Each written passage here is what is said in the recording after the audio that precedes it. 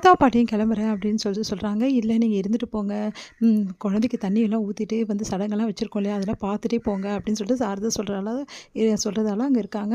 அடுத்து வந்து இங்கே என்ன பண்ணுறாங்க, எல்லாருமே சடங்குக்கான ஏற்பாடு எல்லாமே பண்ணிவிட்டு நம்ம வந்து நர்மதாவையும் வந்து அழகாக வந்து அந்த ட்ரெஸ்லாம் போட்டு பக்காவாக வந்து உட்கார வச்சிடுறாங்க. அடுத்து எல்லாருமே ஒருத்தராக வர ஆரம்பிச்சிட்ருக்காங்க. இந்த சூழ்நிலையில் இங்கே வந்து ஒரே சத்தமாக இருக்குது வெளியே. என்னாச்சுன்னு சொல்லிட்டு ஓடி போய் எல்லோரும் பார்க்குறாங்க. பார்த்தா விஜய் வந்து செமையாக வந்து என்ன பண்ணுறாரு, அவங்க ஆஃபீஸ் ஸ்டாஃப் எல்லாம் கூட்டிகிட்டு அதே மாதிரி வரிசை தட்டு எடுத்துக்கிட்டு செமையாக அமக்கலம் பண்ணிட்டு வராரு. அதை பார்த்துட்டு எல்லாருமே அதிர்ச்சி அடைகிறாங்க. விஜய் எதுக்கு இதெல்லாம் பண்ணுறான், ஒன்றுமே புரியலையே அப்படின்னு சொல்லிட்டு மாமாவும் யோசிச்சுட்டு இருக்காங்க.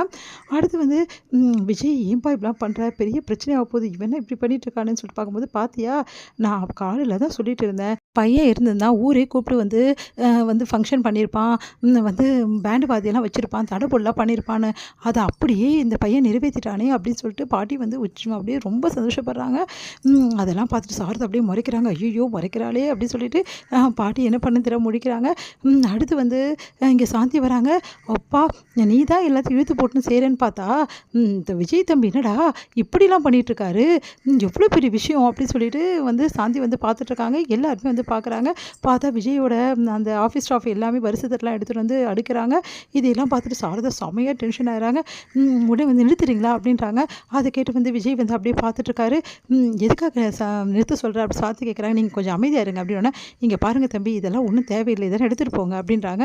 உடனே வந்து ஏன் அத்தை இப்படிலாம் பேசுகிறீங்க, ஏன் நான் வைக்கக்கூடாதா, நான் இந்த வீட்டுக்கு சொந்தம் இல்லையா, நான் மாமா இல்லையா அப்படின்னு சொல்லிட்டு கேட்டோன்னா அப்படியே பார்க்குறாங்க.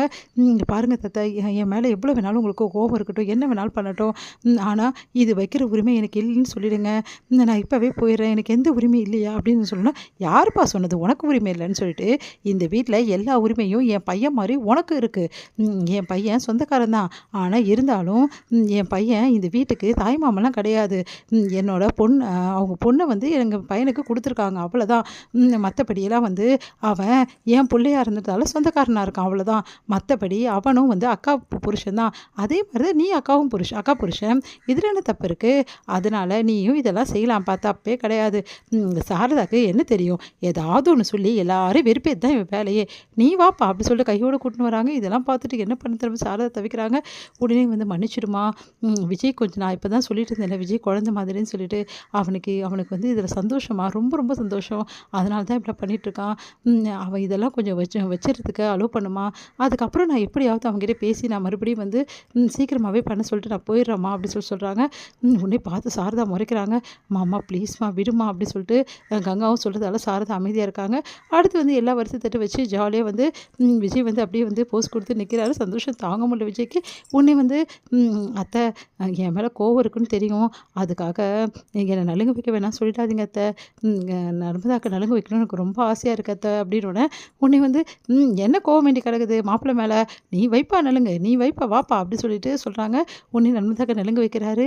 சாந்தி சொன்னோன்னே நம்ம விஜய். அடுத்து விஜய் என்ன பண்ணுறாரு, ஃபங்க்ஷனில் வந்து அவ்வளோ அழகாக வந்து நலுங்க வைக்கிறது, அதுக்கப்புறம் வந்து பாட்டு போடுறது, டான்ஸ் ஆடுறது, அதே மாதிரி நர்மதாவை கொண்டாடுறது, அந்த மாதிரி வேலைகள்லாம் பண்ணிகிட்ருக்காரு. அதை பார்க்குற வந்து சாரதாவுக்கு ஒன்றும் புரியாமல் அப்படியே பார்த்துட்ருக்காங்க.